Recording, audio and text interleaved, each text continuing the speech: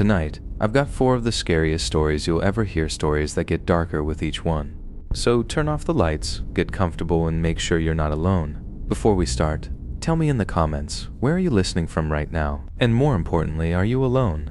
There's a place in Wisconsin where the river decides who gets to live clean and who gets to rot. They call it upstream and downstream, and if you're born on the wrong side, it never lets you forget. My hands have always shaken, not from fear, but from the milk. The day Todd Schultz noticed me, I was refilling a punch bowl at the community center dance, trying to ignore the tremor in my fingers. He came over loud and confident, said he'd heard about girls like me, downstream girls, and what they were good for. I smiled the way my mother taught me, small, polite, grateful. The next morning, I went to his house and drank a glass of his family's milk, thick with cream, clean and sweet.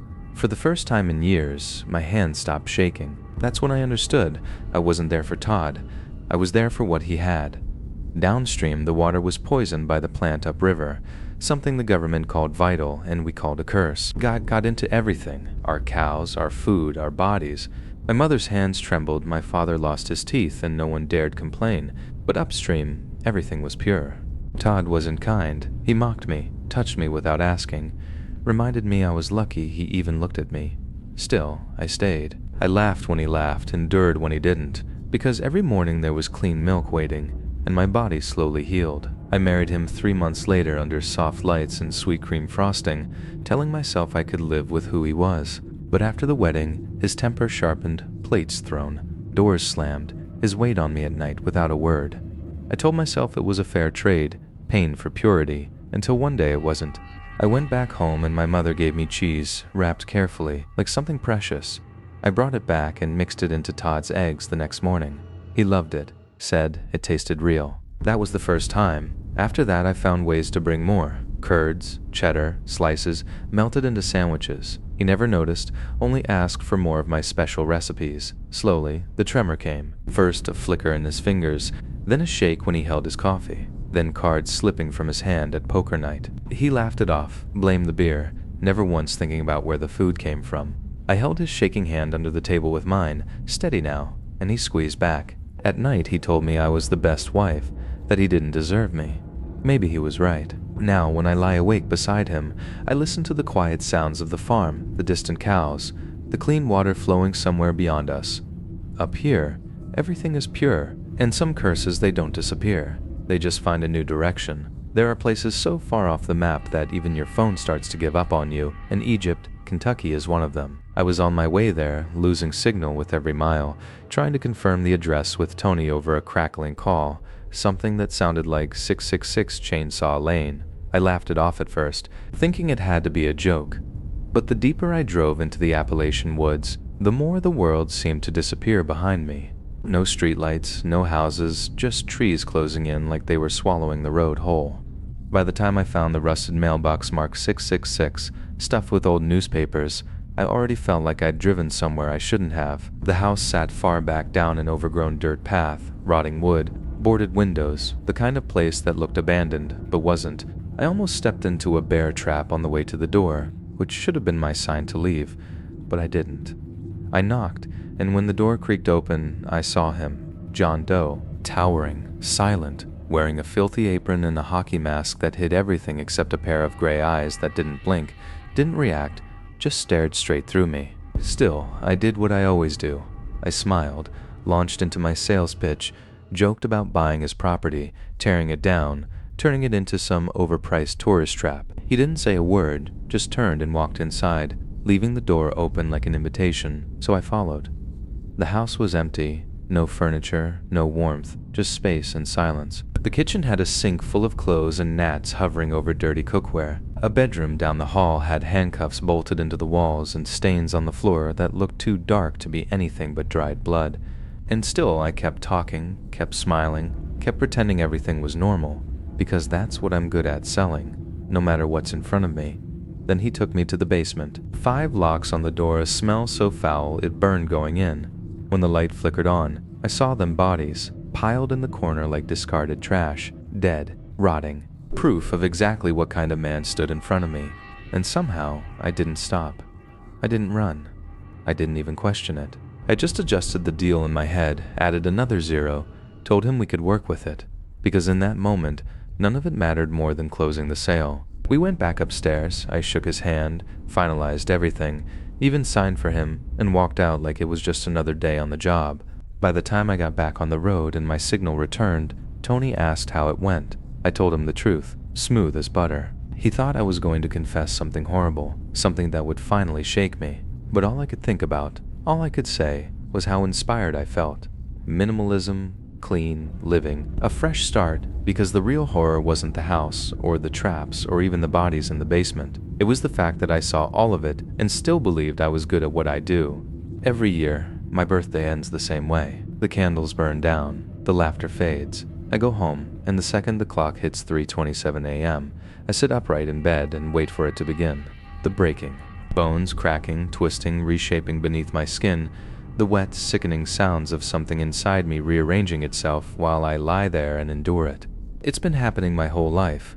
My mother calls it normal, says it runs in the family. But there's nothing normal about waking up every year in a completely different body, staring at a stranger in the mirror and knowing it's me this year. My 27th, I don't even try to sleep. I just lie there waiting, counting down until the moment my body betrays me again. When it comes, it's quick but violent. My ribs cave inward, my fingers bend the wrong way, my teeth shift in my gums, my vision blurs until everything goes black, and then it's over. A new face, a new body. Another version of me I have to learn how to live in. I study it in the mirror, picking it apart, practicing expressions, trying to make it feel like mine, even though it never really does. My mom calls right on time, cheerful as ever, telling me I look good, like she always does. But this time, she hesitates, says I look familiar. I brush it off, tired, unsettled, not wanting to think too hard about it. I go to bed, wake up for work, squeeze into clothes that no longer fit right, and step out into the world as someone new again. People stare like they always do, but something feels different this time. Sharper, more intense. One girl looks at me like she's seen a ghost. At work, the tension is thick, the news playing loudly, something bad having happened overnight. My coworker says the same thing my mom did. I look familiar, it nags at me, but I ignore it. Just another strange side effect of a life that's never made sense. Then my boss calls me in. She looks at me and, instead of confusion, there's fear. Real fear. She pulls up a news article, hands shaking, and tells me to explain. I don't understand at first. I've never met the woman in the headline, but then I see the picture. And everything inside me goes cold. The face staring back from the screen is mine. The same eyes, the same crooked tooth, the same shape of a smile I had just practiced in the mirror hours ago. A supermodel dead in a car crash at 3:15 a.m., just minutes before my transformation. And suddenly, for the first time in my life, I understand what's been happening to me. These faces were never random. They were never new.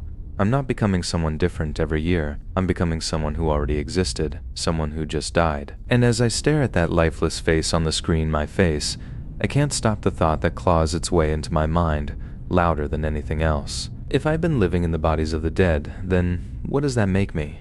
Ravens are curious creatures, intelligent, observant, capable of mimicry, but some of them are different. Some don't just watch for food or survival, some watch people. I learned that the hard way when I moved to the remote town of Ísafjörður in Iceland, a place so isolated that darkness in winter doesn't just fall, it consumes everything. At first, it felt magical. Endless summer daylight, quiet fjords, stories of folklore like the Utburður, spirits of abandoned children said to return as ravens, mimicking cries to lure the living. It sounded like nothing more than a chilling tale to entertain tourists. But my boss warned me anyway, her voice low and serious. Beware of the ravens who watch. I didn't think much of it until winter arrived, when the sun disappeared entirely and the town lived in a constant, suffocating night. That's when I began to notice things, people changing after blackouts, returning different, quieter, like something inside them had been replaced. A child I worked with had been missing for days during one outage, and when he came back, he wasn't the same person anymore. Then I saw the raven. It wasn't like the others scavenging or flying, it just watched, following me from rooftop to rooftop, its eyes locked on mine as if it understood me. During the first blackout, the darkness was absolute, thicker than anything I had ever known, and in that silence I heard a strange tapping at my door, sharp, deliberate, almost like something trying. To get in, I reached for the handle, but the moment I touched it, the sound stopped. Across the road, I saw my friend Trevor open his door, a faint light in his hand, and then something rose from the ground in front of him. something that looked almost human but moved like a creature. Unfolding wings, the light vanished. When the power returned, Trevor was gone. Days later, he came back, but not as himself. He spoke strangely, like someone learning language for the first time, his voice carrying echoes of something ancient, something wrong. He didn't understand simple things anymore, phones, family, even his own body. And when I secretly recorded him, the translation revealed something far worse. He spoke like an old man from centuries ago, as if whatever had taken him was now wearing him. The final realization came when I heard what he whispered one night, words that froze my blood. "We will come for you next." That was all it took. I left the next day without packing, without looking back, desperate to escape before the next blackout. As we drove away over the mountains, I watched the town shrink in the distance, and just before it vanished completely, the lights went out again, swallowed by darkness. And even now, I can't shake the feeling that something was watching me leave, waiting patient as ever.